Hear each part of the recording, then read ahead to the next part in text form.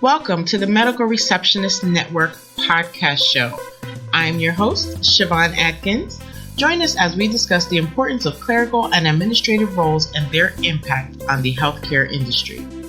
Hello, and welcome to episode 12 of the Medical Receptionist Network podcast.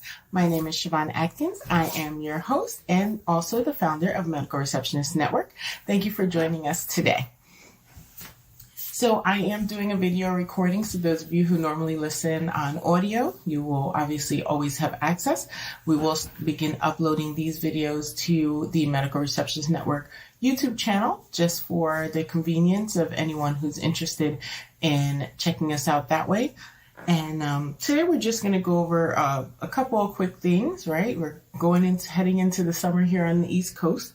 I want to start by just mentioning, if you have not checked out the Medical Receptionist Handbook to Success, definitely do that. You can visit the medicalreceptionistnetwork.com website, or you can order conveniently on Amazon as well.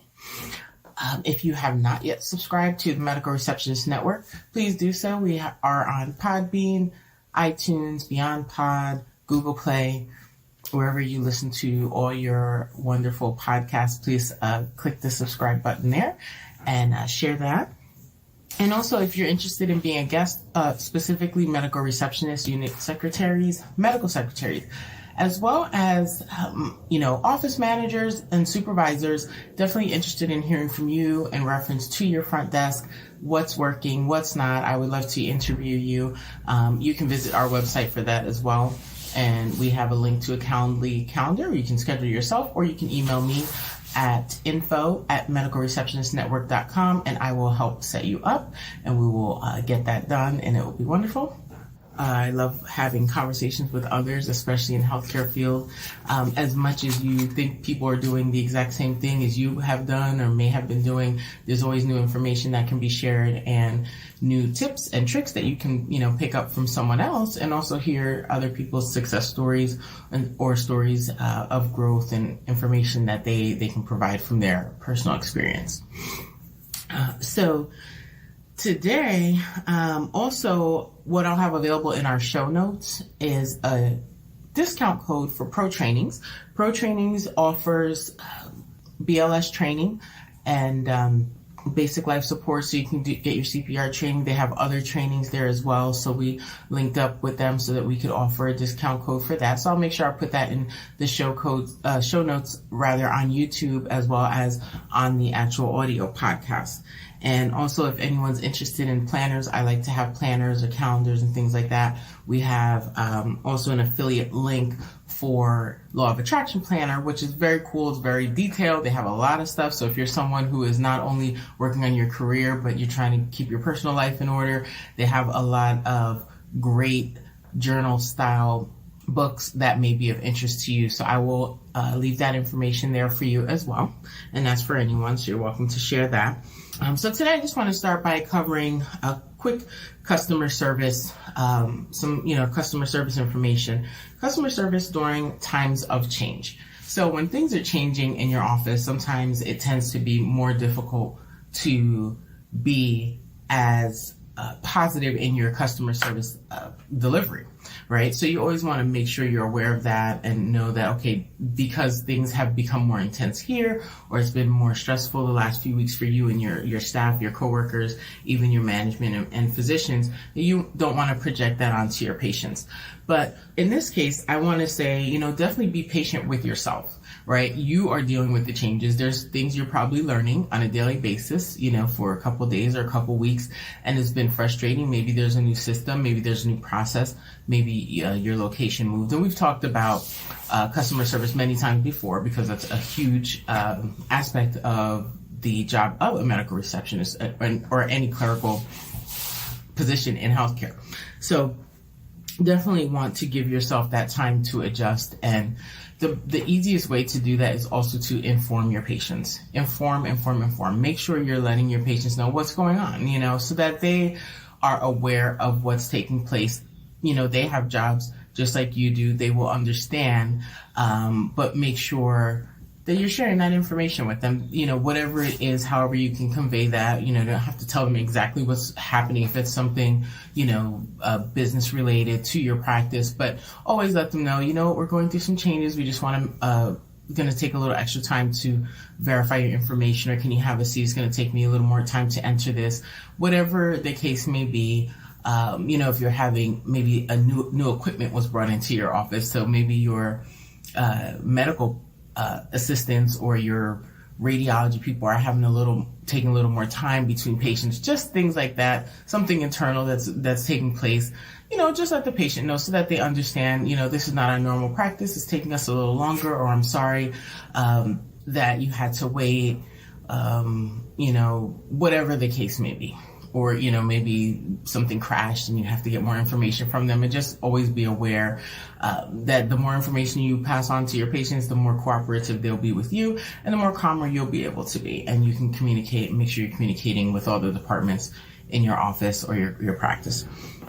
And don't wait until you're drowning to ask for help. So if you need assistance, always go ahead and let whoever's working with you know what, I believe I'm going to need your help in a few minutes. That gives them time to finish up what they're doing, and they can kind of come to your rescue, and vice versa if they so need it.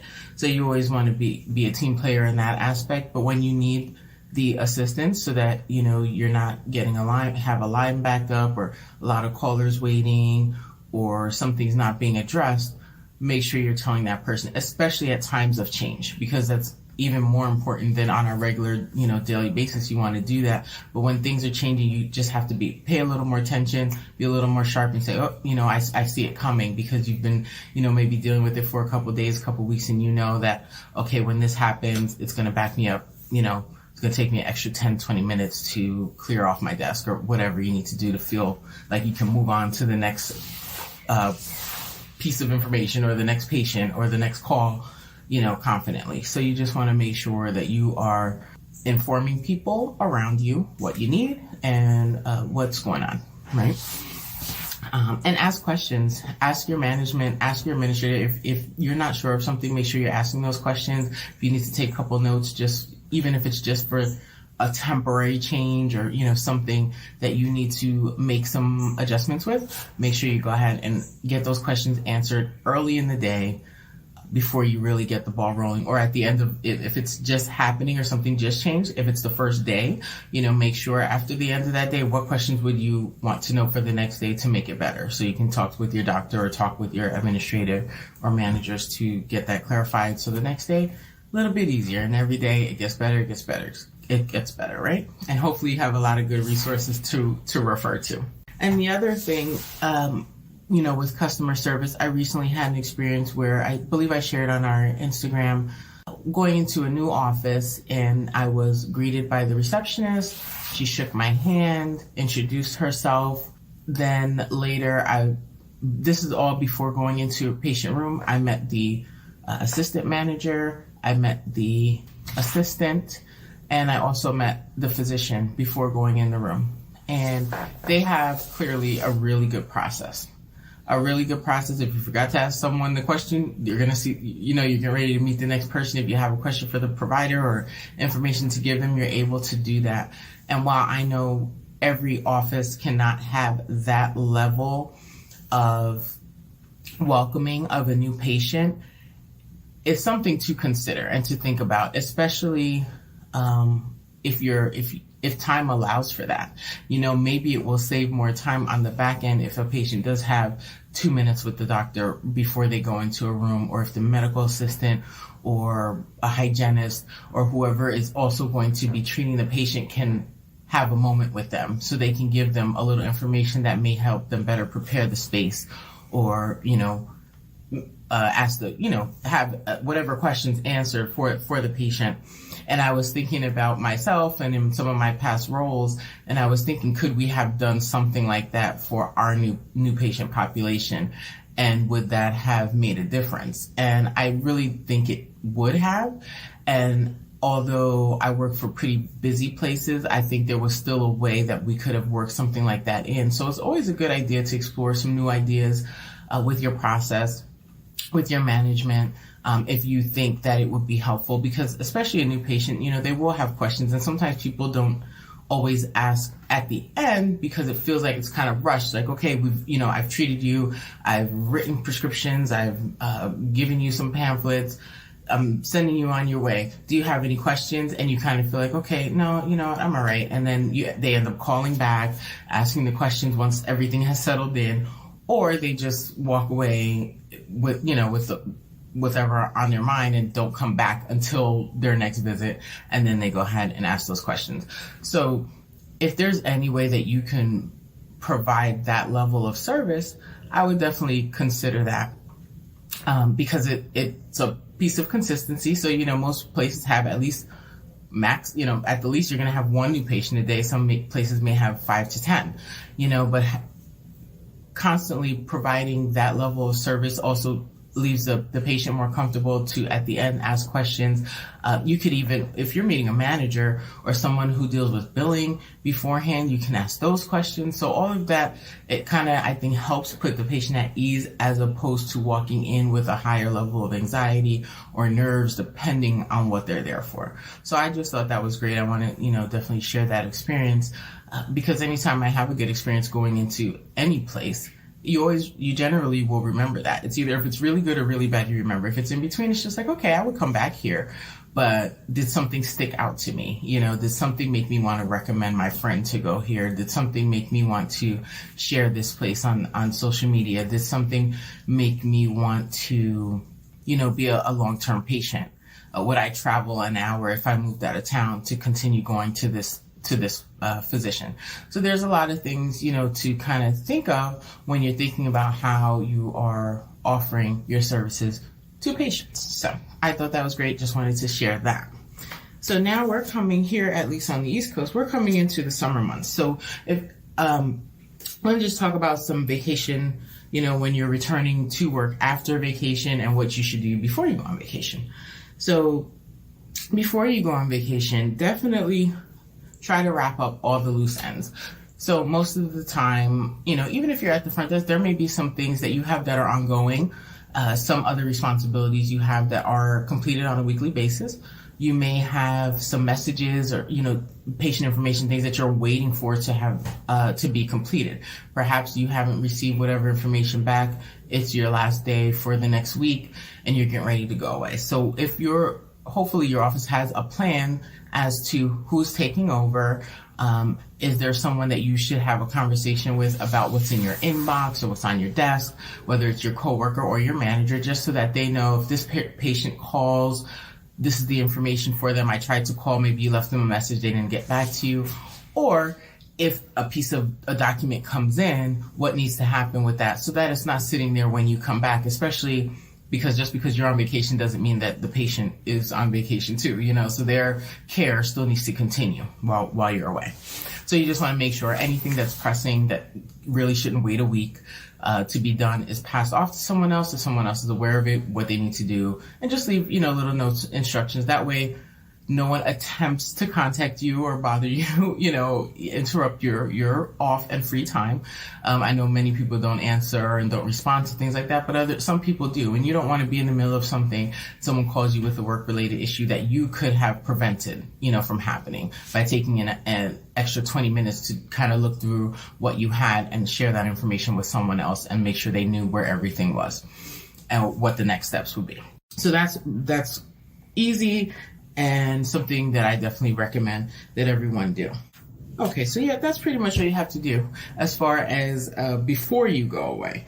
Now, upon returning, when you take vacation, always try to give yourself one day in between returning back to work, just because most of the time you're tired, especially if you've traveled or you've done some, extensive yard work, housework, family visits, whatever it was. Try to get, if you can squeeze it in, give yourself a day in between the last day of your official vacation and going back to work, just so that you feel rested and, feels good to go back, as opposed to you're dead tired and you're already waiting for Friday.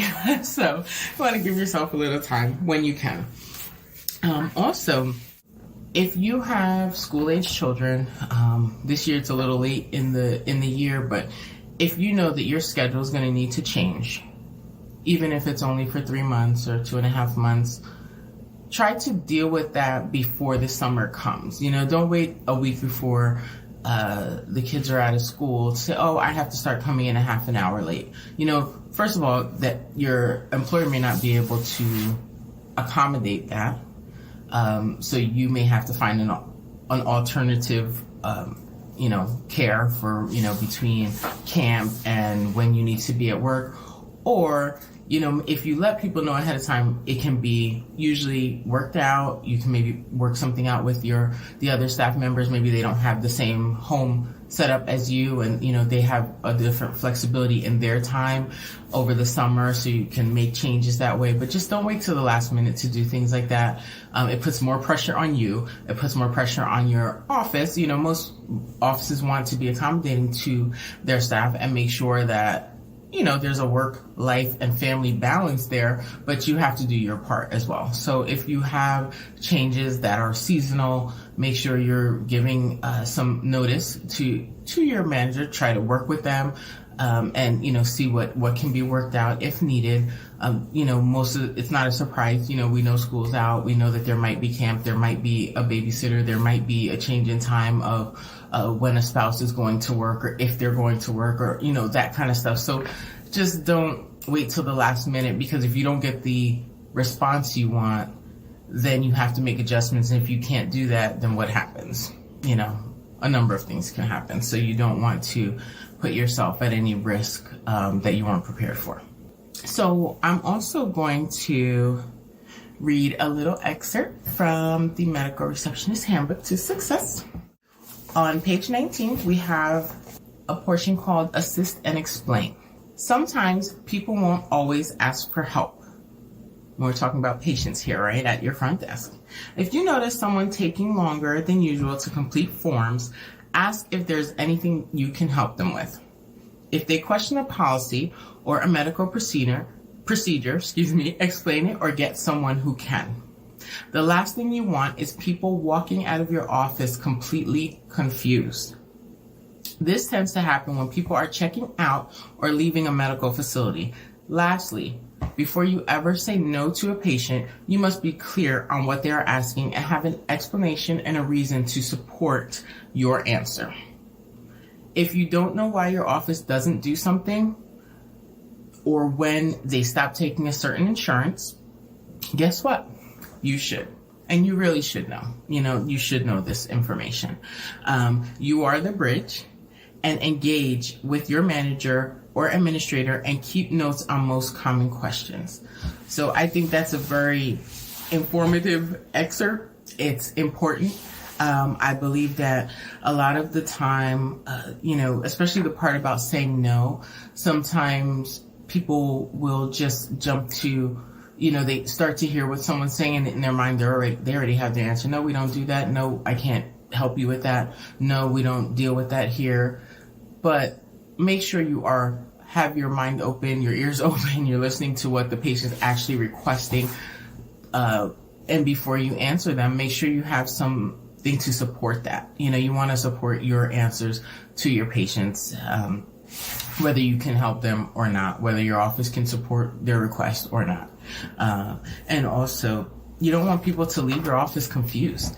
You want them to feel good about the experience that they had, the information that they're getting. We don't know what their diagnosis is. We don't know what the financial responsibility is going to be moving forward beyond that visit. So you just want to make sure that they have access to everything that you have access to as far as information, and that you're clear on the requirements of your office. So I definitely wanted to make sure that we covered a little bit of that. If you, again, haven't received your copy of the Medical Receptionist Network Handbook, you want to do so. Medical Receptionist Handbook to Success. You want to make sure you go ahead and grab that. If you have coworkers or staff members that you think would benefit from a copy of that, definitely welcome them to visit our website as well. We have a couple of short articles on our website. Some new stuff will be going up this month, probably by the time you are listening to this podcast. Again, I am Shivhon Atkins with the Medical Receptionist Network.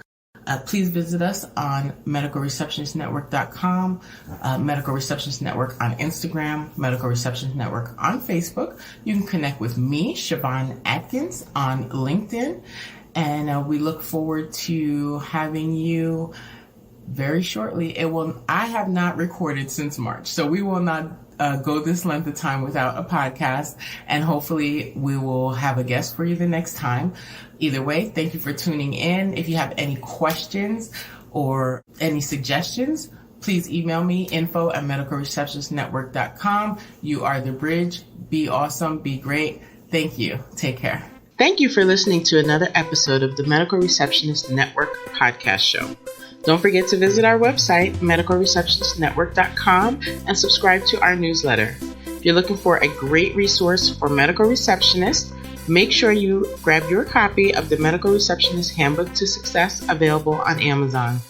Lastly, if you have not subscribed to this podcast, please find us on your favorite podcast player and subscribe today. Until next time, keep being amazing.